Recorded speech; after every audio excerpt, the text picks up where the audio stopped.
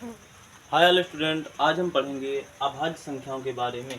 किसके बारे में पढ़ेंगे? हम पढ़ेंगे आज अभाज्य संख्याओं के बारे में। लगातार हम संख्याओं के प्रकारों में के बारे में चर्चा कर रहे हैं। आज हम अभाज्य संख्या के बारे में पढ़ेंगे, जिसमें से छठवां प्रकार है।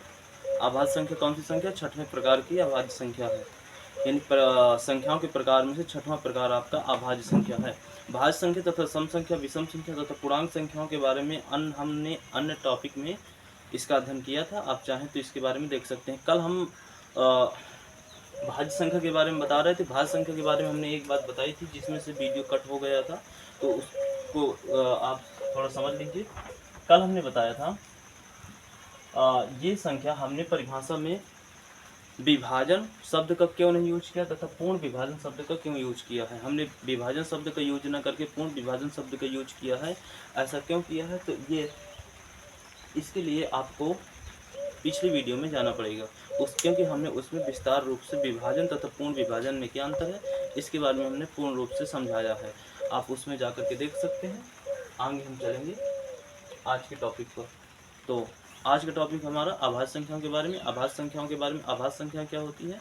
तो अभाज्य संख्या, जैसे कि हमने परिभाषा इधर लिखा ही है, और परिभाषा के आधार पर नहीं हम समझेंगे, बल्कि हम आम बोलचाल की भाषा के आधार पर ही समझेंगे कि अभाज्य संख्या क्या होती है। लेकिन उससे पहले हम परिभाषा देख लेते हैं। परिभाषा कहती है कि वह संख्या जो अपने तथा एक के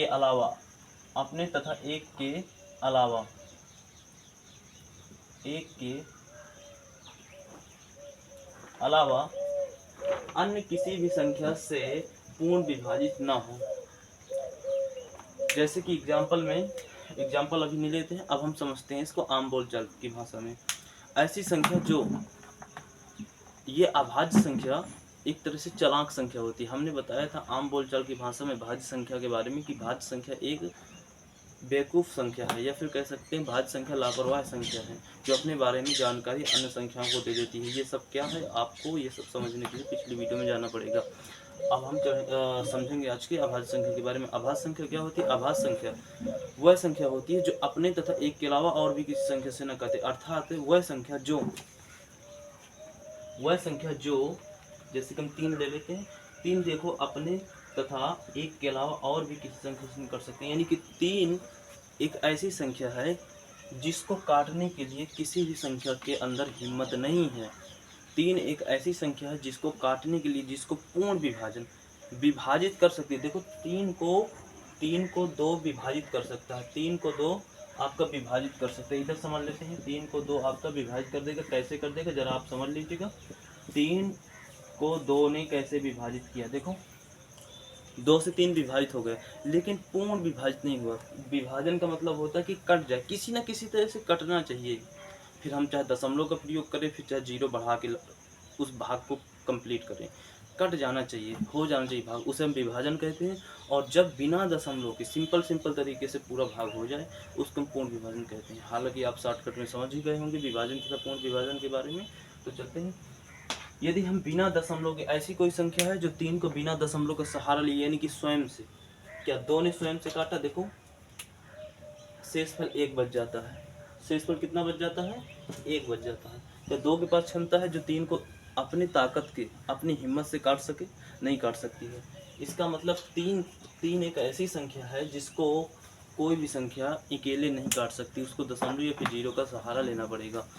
तो जो संख्या को कोई भी संख्या अकेले न काट सके, या फिर कोई भी संख्या न काट सके, वह संख्या आपकी अभाज्य संख्या कहलाती है। जैसे कि अब 7 एक ऐसी संख्या है जिसको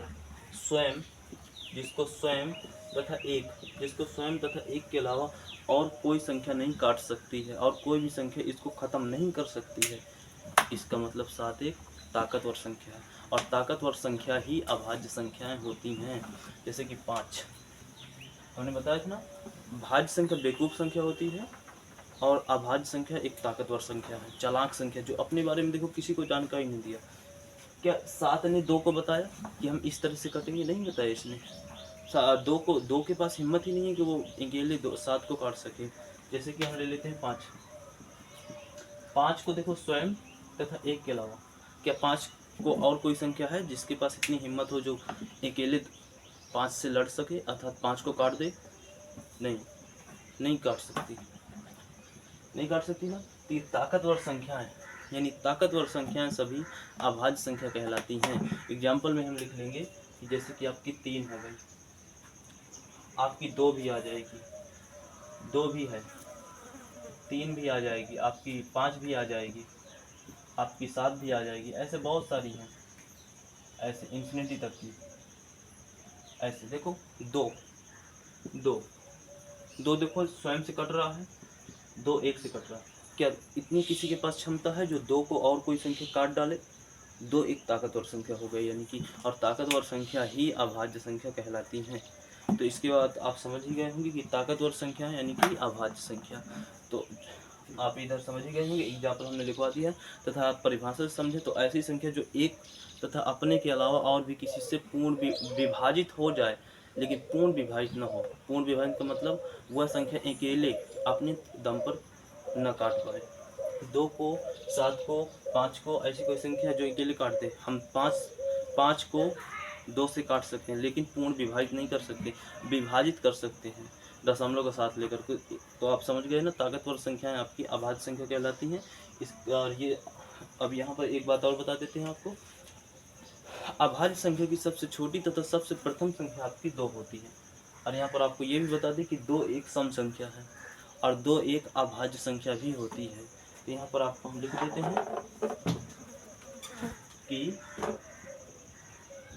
2 एक सम तथा अभाज्य संख्या है, अभाज्य संख्या है। ठीक है, 2 एक सम तथा अभाज्य संख्या है। इतना आपको जानकारी प्राप्त हो गई होगी। अब आगे कल की वीडियो में मिलेंगी, आपको समझ में आ ही गया होगा। आशा करते हैं आप सभी भी अच्छे होंगे तथा ओके, धन्यवाद।